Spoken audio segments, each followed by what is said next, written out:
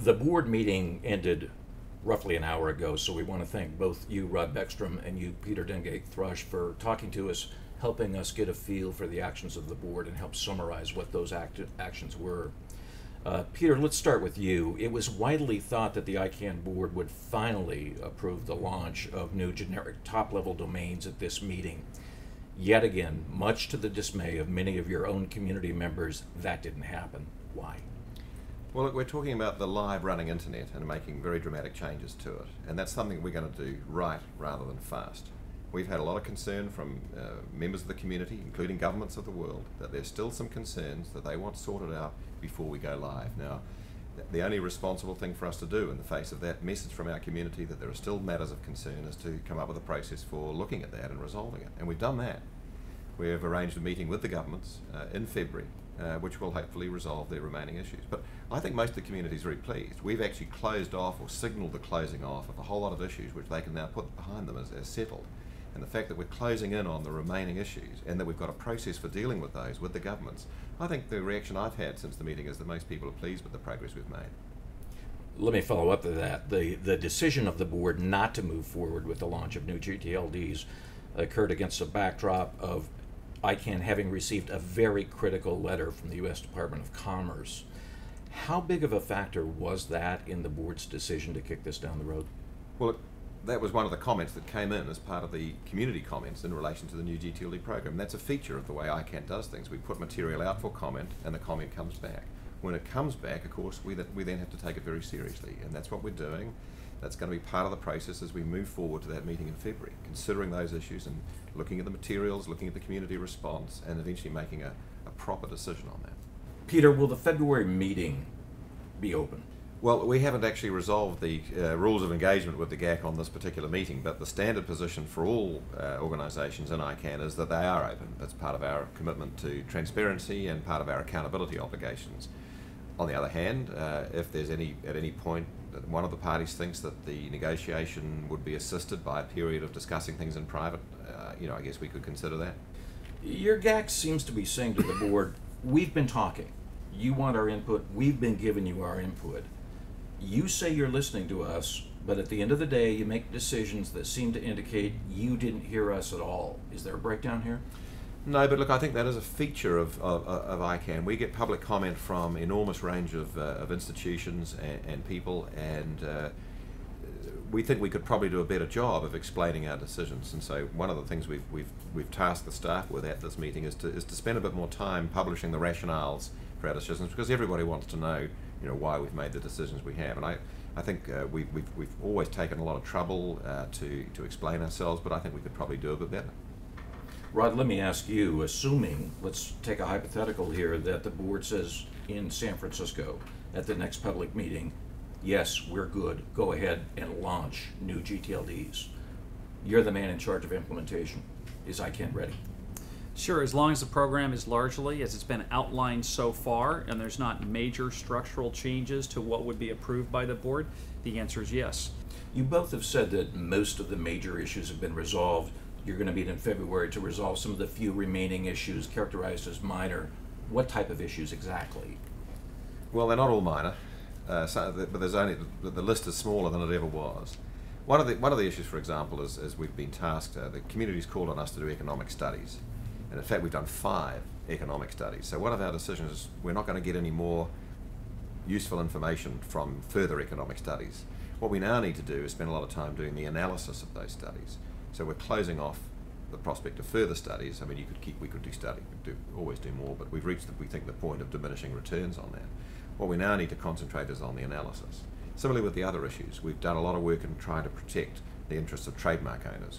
One of the fundamental policy positions when we started this was that the new GTLD program should not infringe the rights of others.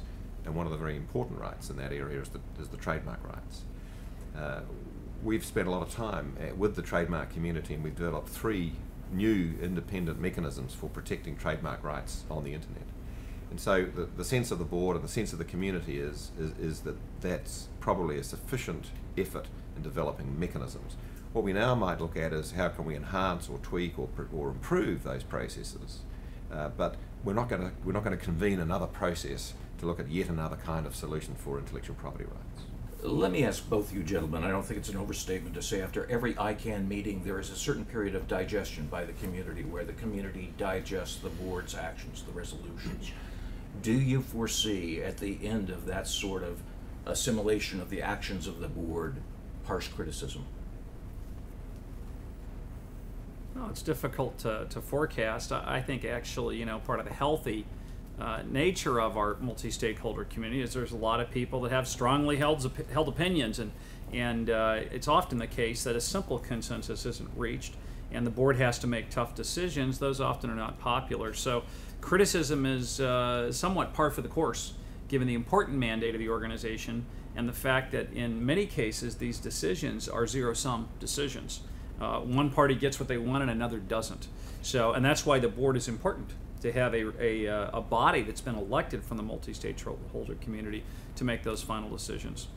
Rod, we constantly hear the expression multi-stakeholder in the context of ICANN. What does that mean in terms of ICANN's function?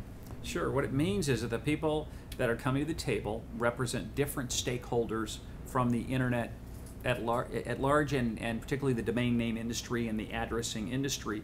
So they have expertise. It means they bring in knowledge, they bring in subject matter expertise, they bring in their financial interest, and they bring in technical acumen and many other capabilities, so that the quality of policies developed is much higher, because the level of the knowledge of the participants is so pointed and so capable.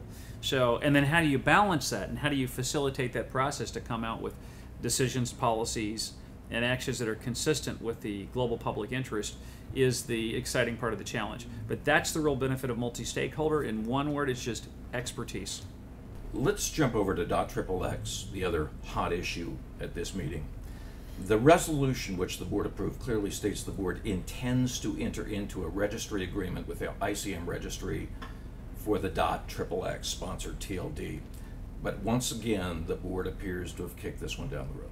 One of the rules at ICANN is that we have to take the advice from governments very seriously. And you'd expect that. This is the governments of the world coming together. Their obligation in ICANN, their commitment to ICANN, is to provide us with advice. They're the Governmental Advisory Committee. They give us advice on matters of public policy of concern to governments, which is their domain. They are the experts in this area. This is an application which they think has raised some issues of public policy comment, and they've given us advice as to what we should do about that application. On the other hand, we get advice from other parts of the community, and we have to take our own advice, legal advice, and various other things. That advice looks like it may be that we are about to depart from GAC advice. Written into the bylaws, we have an obligation, if that's to happen, is do we have to have a good faith and timely consultation with the GAC to try and bridge the gap. It may be that if we get together, we can resolve the issues and proceed together. It may be that having gone through that process, we can't. At that stage, provided we give our reasons to the Government Advisory Committee about why we're not taking their advice, we're free to move forward on the path that the community has chosen. So that resolution is just part of that process. Peter, summarize for us, if you will, GAC's feelings about .XXX and the role that plays in the decision-making process. Well, there's a number of views from different members of the GAC. The GAC hasn't ever reached a unanimous position on that, and has done a number of things. It's asked for further information about how the contractual performance will be guaranteed. It's complained about some other aspects. So there's a range of opinion in the Government Advisory Committee. We think that we'll be able to negotiate with them, get clarity on what the differences between us are, and we'll either come to some compromise on that, or we'll have to choose on this occasion to disagree with the Government Advisory Committee. And I don't have any problem with that as a matter of principle. The principle itself appears in the bylaws, and it's one of the really strong features, and it'll be a sign of the maturation of ICANN, when we can have a disagreement, get over it and move on. The reality is many people think that ICANN would be afraid not to listen to the GAC. You seem to be indicating that's not the case. It's not a question of fear, it's a question of making sure that we've taken all relevant views into consideration. It's true that on previous occasions we've taken the advice of the GAC into consideration, and that's largely a testament to the quality of advice that you'd expect as we get from the governments of the world. Every now and then we're going to disagree. It's not because we don't like each other, it's because the community has one view and the governments who you might expect to be conservative or cautious. Exactly. If I can contribute to what Peter's saying, we have the Government Advisory Committee, or what we call the GAC. We also have the At-Large Advisory Committee, called ALAC. We already also have the Root Server Advisory Committee, called RSAC. We also have the Security and Stability Advisory Committee, called the SSAC. And then we've got many other constituencies and stakeholder groups. So there's many different voices here. And I think that ICANN has really done its best to balance those voices and to find a constructive consensus in the middle. It's been stated repeatedly that ICANN considers .XXX as a sort of, for lack of a better word, a test case of its accountability procedures and measures. Is it passing that test? I think it is. I think, as I said earlier, it's very clear this is an applicant who came forward in a program, was voted down by the board, felt that it had a case to make, went away, used one of our processes to make its case, won that case, has come back and has now gone back into the process again and is moving forward. So that seems to me a perfect example of the processes working in favour of a particular applicant. Rod, let me pose this question to you. There's been some criticism among people walking the hallways during the Cartagena meeting, questioning ICANN's true commitment to transparency and accountability. What's your response? Sure, we're extremely committed. Ever since the day that, the moment I signed that contract with the U.S. government, it committed both those parties and the ICANN board, staff, and community to working on the principles of accountability and transparency. And I've started both a top-down effort in the organization, took one of my vice presidents and made her directly an advisor to me, to the CEO, on accountability and transparency, showing my top-down commitment. And then we started a bottom-up process through the organization, and we have dozens of projects and initiatives we've done, one of which we just launched here, which is that we've taken every single board resolution in ICANN history, and believe it or not, there's more than 900, and cited what actions have been taken to fulfill those resolutions and linking related documents. Exactly the kind of thing the affirmation of commitments itself asked for. So I think that we can always get better. Every organization can improve, and we continue to focus on that. And at the same time, though, one has to recognize the tremendous accomplishments of this board, staff, and community and what they've built over the last 12 years. Gentlemen, thank you very much. Thank you. Thank you, Brad.